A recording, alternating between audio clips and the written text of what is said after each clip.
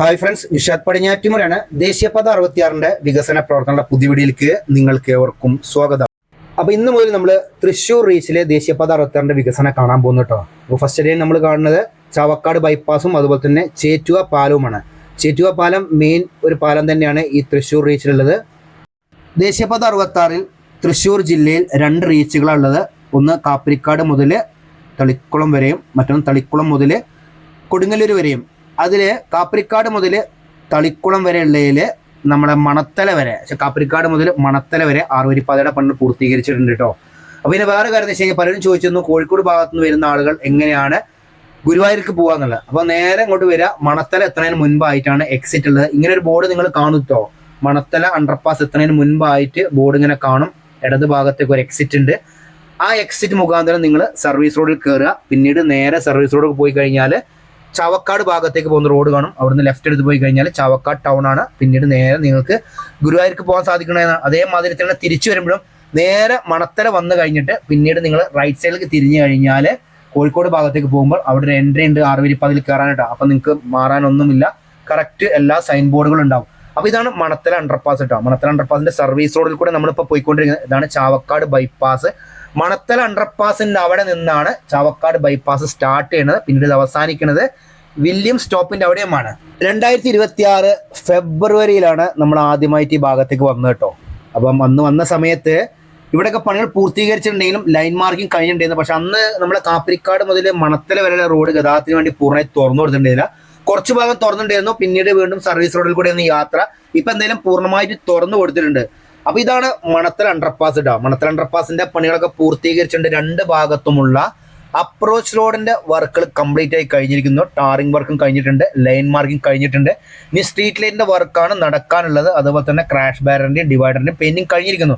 അപ്പൊ ഇതാണ് നമ്മളെ നേരെ ചാവക്കാട് പോകുന്ന റോഡ്. ഇതിന്റെ നേരെ ഓപ്പോസിറ്റ് ഞാൻ നേരത്തെ കാണിച്ചു മണത്തല ഭാഗങ്ങളാണ്.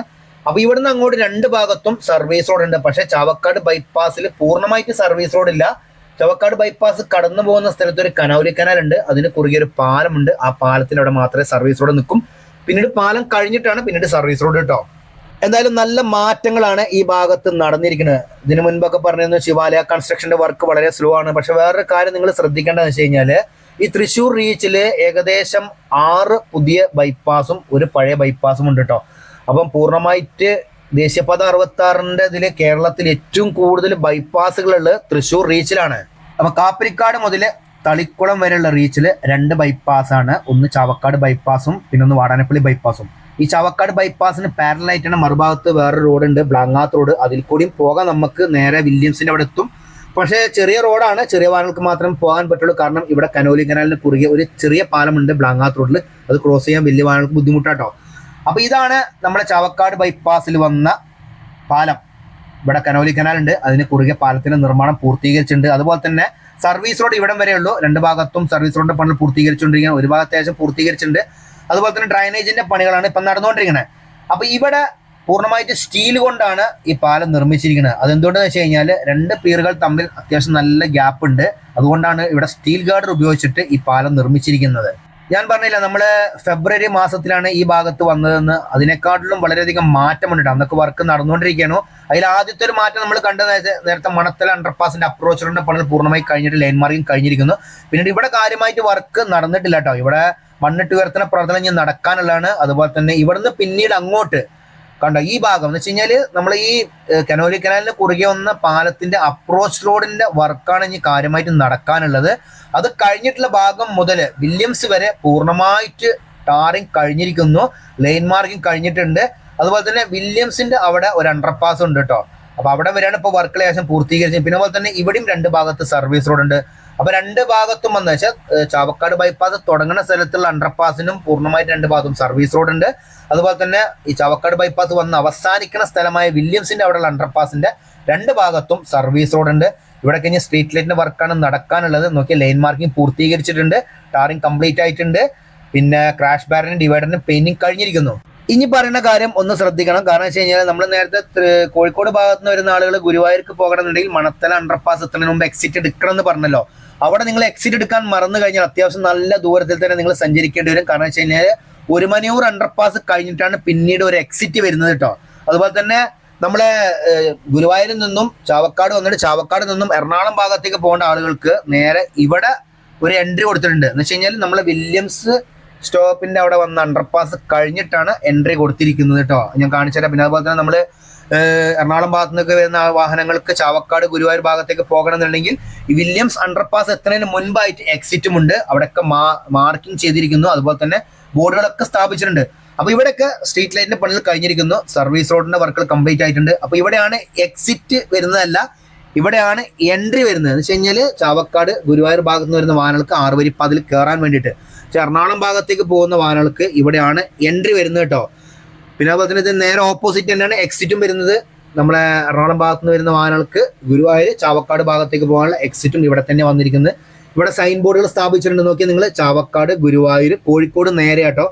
അപ്പം ഇതൊന്നും തെറ്റാനുള്ള കറക്റ്റ് എല്ലാ സ്ഥലത്തും നിങ്ങൾ ബോർഡുകൾ നോക്കി യാത്ര ചെയ്യുക. പിന്നെ അതുപോലെ തന്നെ ഞാൻ കഴിഞ്ഞ പ്രാവശ്യം ഒരു വീഡിയോ പോസ്റ്റ് ചെയ്തിരുന്നു, എല്ലാ സ്ഥലത്തും സ്കാനറുകൾ ഉണ്ടാവുന്നുള്ള. സ്കാനറുകൾ ഉണ്ടെങ്കിൽ അത് സ്കാൻ ചെയ്ത് കഴിഞ്ഞാൽ ആ സമീപ പ്രദേശത്തുള്ള ഹോട്ടലുകൾ, അതുപോലെ തന്നെ റെസ്റ്റോറൻറ്റുകൾ, പിന്നെ പോലീസ് സ്റ്റേഷനുകളൊക്കെ നിങ്ങൾക്ക് അറിയാൻ സാധിക്കുന്നതാണ്. കഴിഞ്ഞ പ്രാവശ്യം വന്നപ്പോൾ തന്നെ ഇവിടെ ഏകദേശം വർക്കുകൾ കംപ്ലീറ്റ് ആയിട്ടുണ്ടായിരുന്നു. സ്ട്രീറ്റ് ലൈറ്റ് പണികൾ നടക്കാനുണ്ടായിരുന്നു. പിന്നെ അതുപോലെ തന്നെ ഇവിടെ നിന്നൊക്കെ പൂർണ്ണമായിട്ട് വർക്ക് കംപ്ലീറ്റ് ആയിട്ട് ഗതാഗതത്തിന് 2 ഭാഗവും തുറന്നു കൊടുത്തിട്ടുണ്ട്.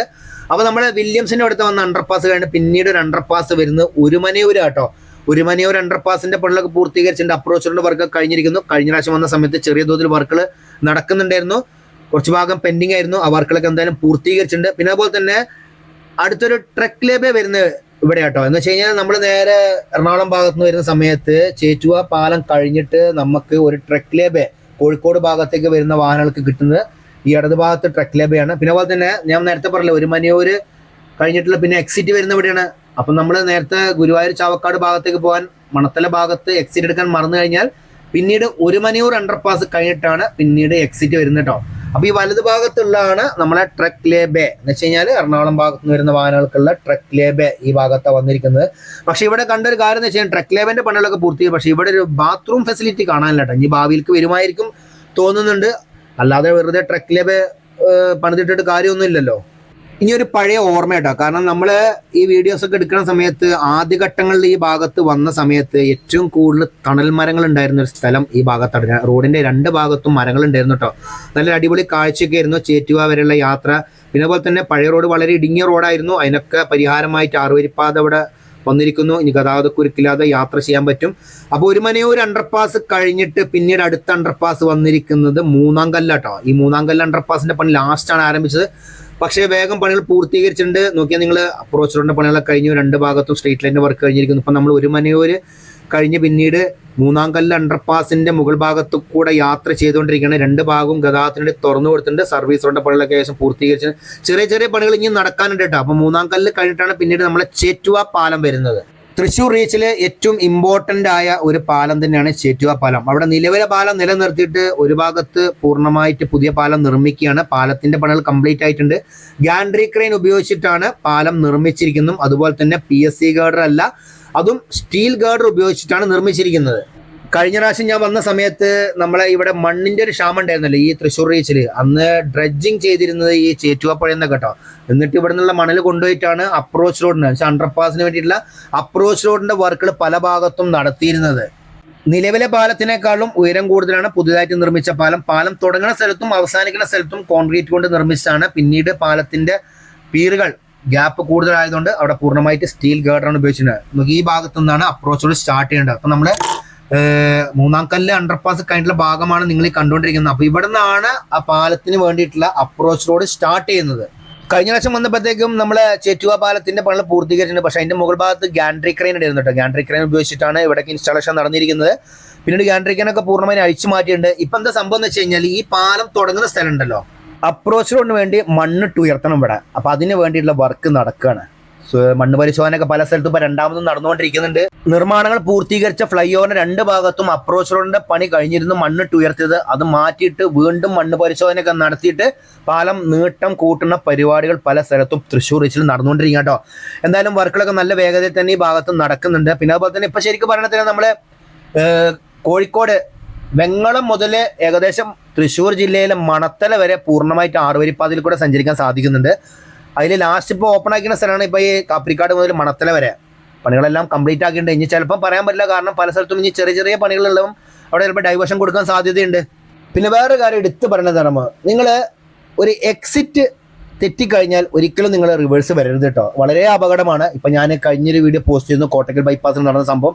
കാരണം ബാക്കിൽ വരുന്ന വാഹനങ്ങൾക്ക് നിങ്ങൾ പെട്ടെന്ന് റിവേഴ്സ് വരുന്ന അറിയാൻ പറ്റില്ല. അവർ ഏകദേശം 80 കിലോമീറ്റർ 100 കിലോമീറ്റർ വേഗത്തിലേക്ക് വരുന്നുണ്ടാവും കേട്ടോ. പെട്ടെന്ന് ചവിട്ടിയെ കിട്ടുകയില്ല. അപ്പോൾ എക്സിറ്റ് മിസ്സായാലും ഒന്നും പഠിക്കണ്ട, അടുത്ത എക്സിറ്റിൽ ഇറങ്ങി പോയിക്കോളൂ നിങ്ങൾ. അതാണ് ഏറ്റവും നല്ലത്. നിങ്ങളുടെ സുരക്ഷയും മറ്റുള്ളവരുടെ സുരക്ഷയും അത് തന്നെ കേട്ടോ. പണ്ട് നമ്മൾ 2 വരിപ്പാതയിൽക്കൂടും അതുപോലെ തന്നെ 4 വരിപ്പാതയിൽക്കൂടും യാത്ര ചെയ്ത മാതിരിയല്ല 6 വരിപ്പാതയിൽ കൂടെ യാത്രയുണ്ട്. ലൈൻ ട്രാഫിക് നിർബന്ധമായി പാലിച്ചേ പറ്റൂ. അപ്പോൾ അതൊക്കെ നോക്കി സുരക്ഷിതമായ യാത്ര ഉറപ്പുവരുത്തുക. അപ്പോൾ ഇവിടെയാണ് ഈ അപ്രോച്ച് റോഡിൻ്റെ വർക്ക് നടക്കാനുള്ളത് കേട്ടോ. ഇതെല്ലാം വീഡിയോ ഇഷ്ടപ്പെട്ട് കഴിഞ്ഞാൽ ലൈക്ക് ചെയ്യുക, ഷെയർ ചെയ്യുക, കമൻറ്റ് എഴുതാൻ മറക്കരുത്. അപ്പോൾ പുതിയൊരു പുത്തൻ വീഡിയോ ആയിട്ട് വരുന്നവരെ നിങ്ങളോട് എല്ലാവരോടും ബൈ.